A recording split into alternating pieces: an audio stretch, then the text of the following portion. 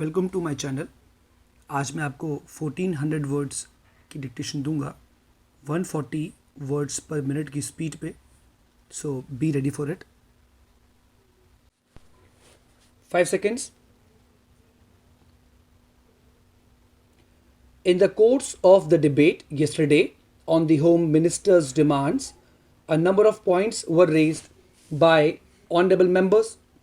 In particular, I am happy that some members of this House appreciated the efforts that were being made by the state governments as also by the centre so far as the various subjects under discussion were concerned, especially so far as the law and order situation was concerned.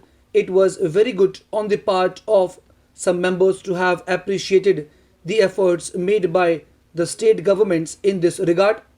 There were a number of other points also which were raised, and in respect of some of them, I should like to enlighten the House so far as the real position is concerned.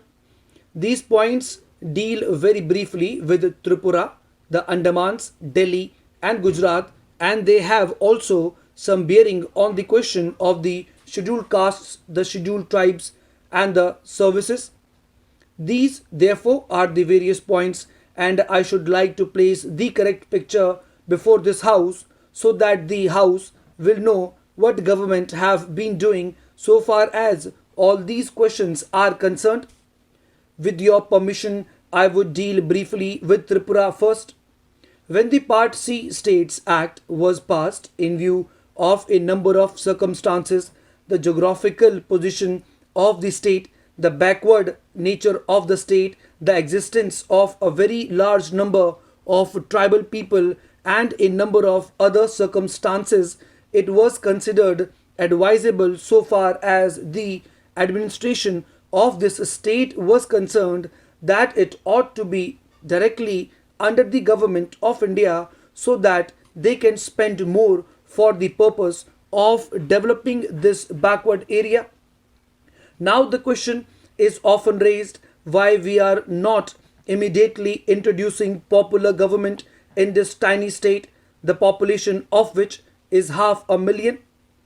That question cannot be considered singly but will be considered in the context of the report that we are receiving very shortly in the course of the next 3 or 4 months from the States Reorganization Commission. The whole question will be considered. Their recommendations will be placed before the House, and only then government will take appropriate action. So far as the present regime is concerned, it will also be kindly noted that it is not an autocratic rule in the popularly accepted sense of the term. Therefore, I am pointing out to this House certain circumstances from which the House will gather that government have been trying their best to improve the conditions there and to develop it to the extent that is possible. I would make a very brief reference to the expenditure during the last 3 years. For the year 1950-51, government spends rupees 95 lakhs. There is a considerable scheduled tribes population as also a scheduled castes population. Mostly they have come from Bangladesh. A sum of rupees 17 lakhs has been set apart from the purpose of improving the conditions of the scheduled castes as also the scheduled tribes. Then very great efforts are being made for the purpose of rehabilitating the refugees, most of whom are from the scheduled castes, and it will be found that as a matter of fact 1,90,000 people have been rehabilitated in this tiny state of Tripura.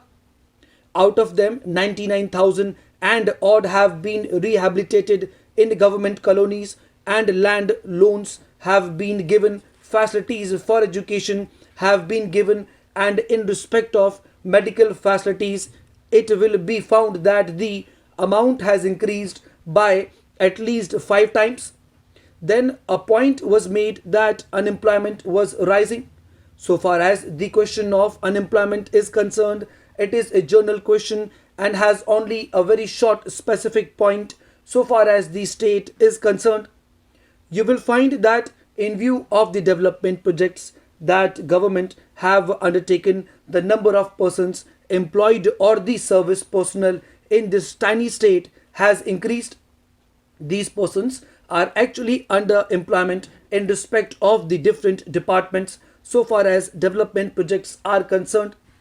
Then you will also note that for the purpose of providing good building for offices, especially for schools and hospitals, the government have a proposal before them which is being implemented, according to which rupees 1 crore are going to be spent for the purpose of construction of various buildings.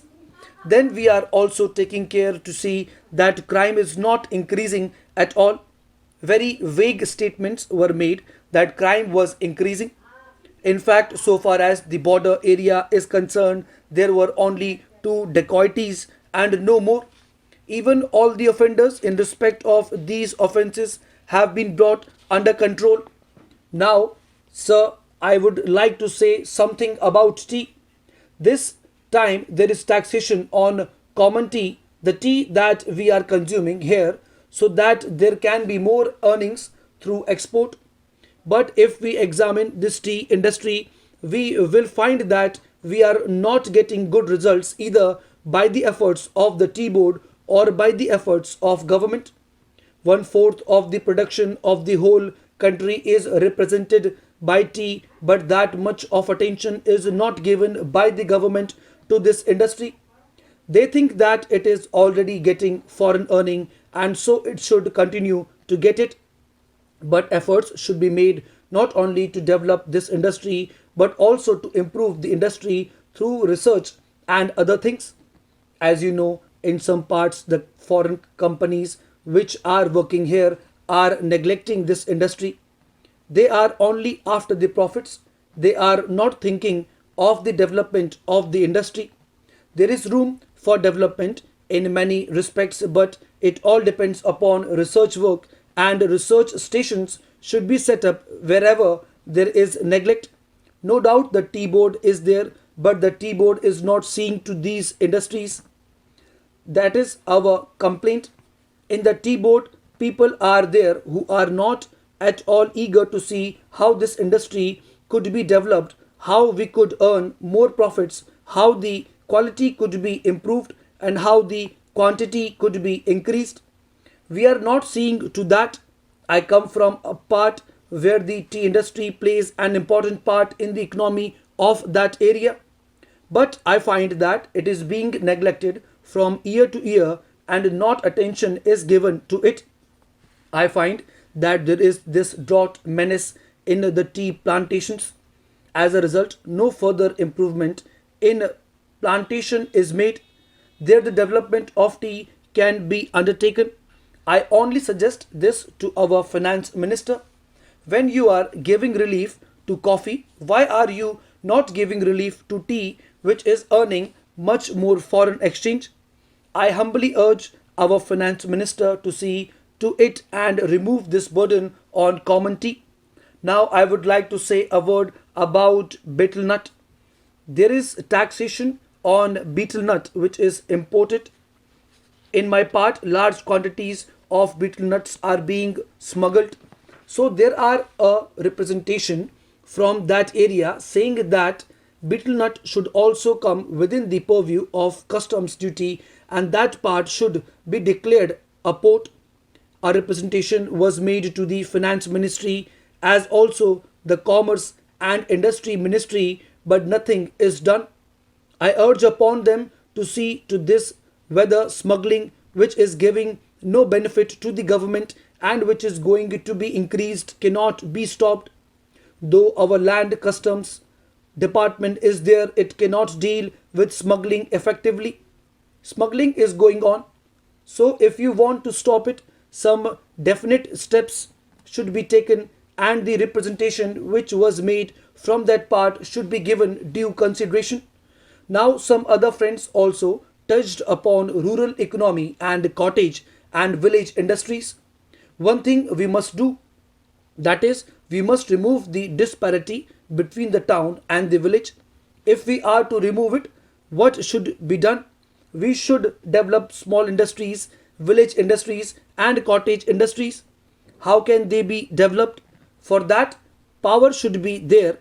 Now, my honorable friend was saying that out of 6 lakhs of villages, only 19,000 villages have been electrified.